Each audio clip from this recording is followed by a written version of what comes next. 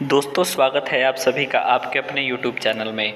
दोस्तों एक बात बता दूं कि 14 तारीख को आप लोगों का रिज़ल्ट आने वाला है और 14 तारीख को रिज़ल्ट आने के बाद 15 तारीख से आप लोगों की काउंसलिंग स्टार्ट हो जाएगी, ठीक है। तो ऐसे में बहुत सारे स्टूडेंट हैं जिनको ये नहीं पता है कि अभी क्या क्या डॉक्यूमेंट उनके पास ज़रूरी होगा अगर आप काउंसलिंग कराने वाले हैं तो, ठीक है। साथ ही साथ बहुत सारे स्टूडेंट जो अपना मिला लिए हैं आंसर की, और आंसर की में बहुत सारे स्टूडेंट का 150 नंबर से भी कम आ रहा है, यानी कि 400 में से 150 नंबर से भी बहुत सारे स्टूडेंट का कम नंबर आ रहा है।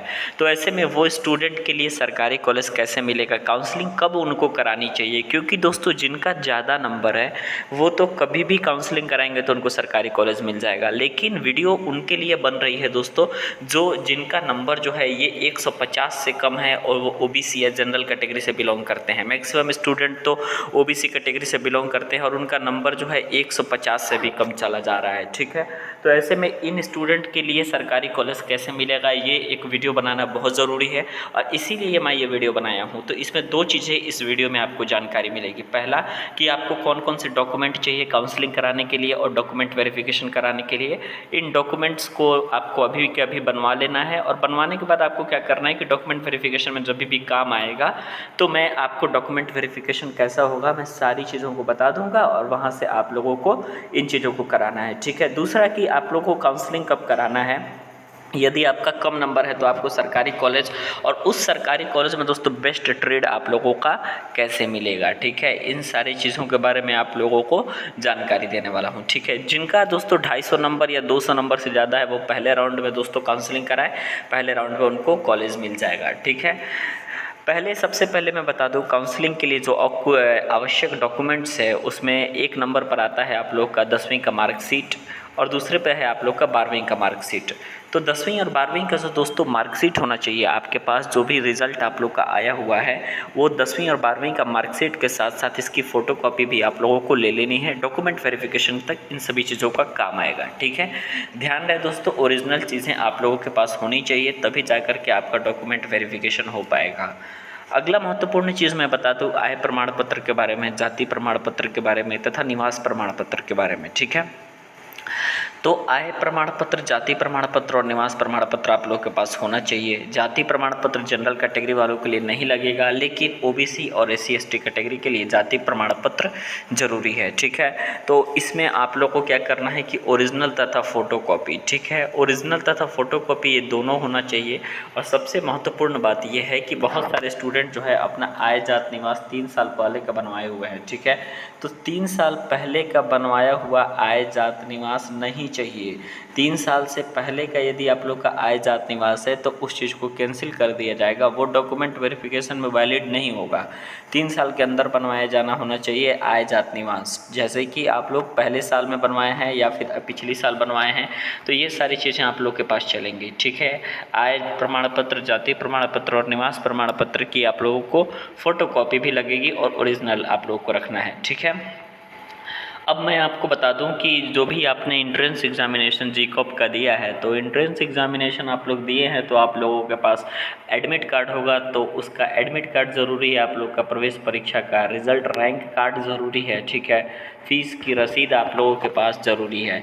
तो ये फ़ीस की रसीद वो फ़ीस है जो आप लोग 250 रुपये दे करके रजिस्ट्रेशन कराएंगे, आप लोग के पॉलिटेक्निक इन काउंसलिंग कराएंगे। तो काउंसलिंग कराते समय आप लोगों को 100 रुपये से लेकर के और 250 रुपये तक जहाँ जहाँ भी दोस्तों आप लोगों को दिक्कत पैसे लगते हैं वो सारे पैसों का रसीद आप लोगों को पास होना ज़रूरी है, ठीक है। क्योंकि डॉक्यूमेंट वेरिफिकेशन में सभी पैसों की रसीद मांगी जाएगी तो वहाँ से आप लोग को दिखाने के काम आएगा, ठीक है। और मैं आपको बता दूं 14 तारीख को तो रिज़ल्ट निकलने वाला है, तो रिज़ल्ट रैंक कार्ड होता है, ठीक है।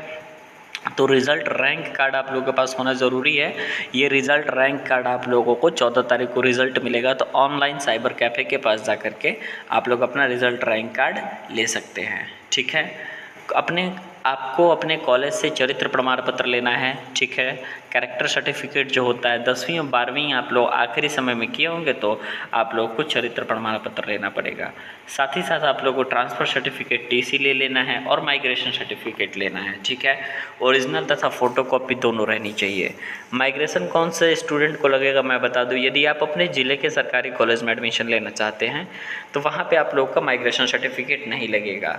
लेकिन आप लोग अपने ज़िले के अतिरिक्त कहीं आप लोग लेना चाहते हैं एडमिशन, तो ऐसे में आप लोग के लिए माइग्रेशन सर्टिफिकेट होना बहुत ज़रूरी है, ठीक है।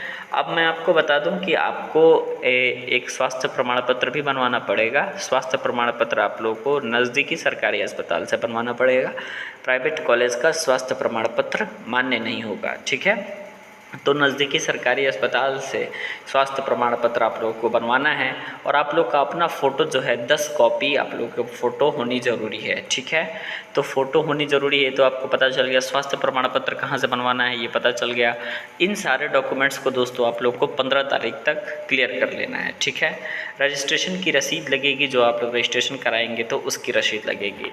अब मैं आपको समझाता हूँ कि आपको काउंसलिंग कराना चाहिए कि नहीं। सबसे पहली बात मैं बता दूँ, काउंसलिंग जो होगा वो एक राउंड में नहीं होगा कि आप लोग सभी स्टूडेंट पहले ही राउंड में काउंसलिंग कराएंगे। काउंसलिंग जो होता है वो मोर देन 1 राउंड में होता है, ठीक है, जिसमें से आप लोगों को सरकारी, अर्ध सरकारी तथा प्राइवेट कॉलेज दी जाती है। सबसे पहले दोस्तों आप लोगों के पास सरकारी कॉलेज का ऑप्शन आएगा और सरकारी कॉलेज आप लोग भरेंगे, ठीक है। सरकारी की सारी सीटें अगर फुल हो जाती है दोस्तों, तब जा कर के आप लोगों के पास प्राइवेट और अर्ध सरकारी का ऑप्शन आता है। तो यदि आप लोगों का नंबर जो है 150 से कम है तो आप लोग जो है पहले राउंड में काउंसलिंग ना कराइए। पहले राउंड में सिर्फ उन स्टूडेंट को काउंसलिंग कराना चाहिए जिनका 200 से ज़्यादा नंबर है, ठीक है। 200 से ज़्यादा नंबर है उनको पहले राउंड में दोस्तों काउंसलिंग कराने दीजिए। वो लोग पहले काउंसलिंग करा लेंगे और काउंसलिंग कराने के बाद वो सरकारी कॉलेज पा जाए मिल जाएगा उनको। ये तो 200 से ज़्यादा नंबर जिनका भी उनको कंफर्म कर रहे हैं सरकारी कॉलेज मिल जाएगा। और वहाँ पर डॉक्यूमेंट वेरिफिकेशन करा के जैसे ही अगला राउंड दोस्तों निकलता है, ठीक है, यानी कि आप लोगों के पास सेकेंड राउंड काउंसलिंग होता है तो सारे कॉलेज में कितनी सीट बाकी है मैं उसकी वीडियो बना दूँगा और सारे कॉलेज में सीट कितनी बाकी है इसके हिसाब से हम सेकेंड या थर्ड राउंड का काउंसलिंग आप लोग को प्रीफर करेंगे। उसमें आप लोग को कराना है और कौन कौन सा कॉलेज लेना है आप लोगों को, ये भी मैं सारी चीज़ें वीडियो के माध्यम से बताऊंगा। तो वीडियो देखने के लिए, हमारे साथ जुड़े रहने के लिए बहुत बहुत धन्यवाद।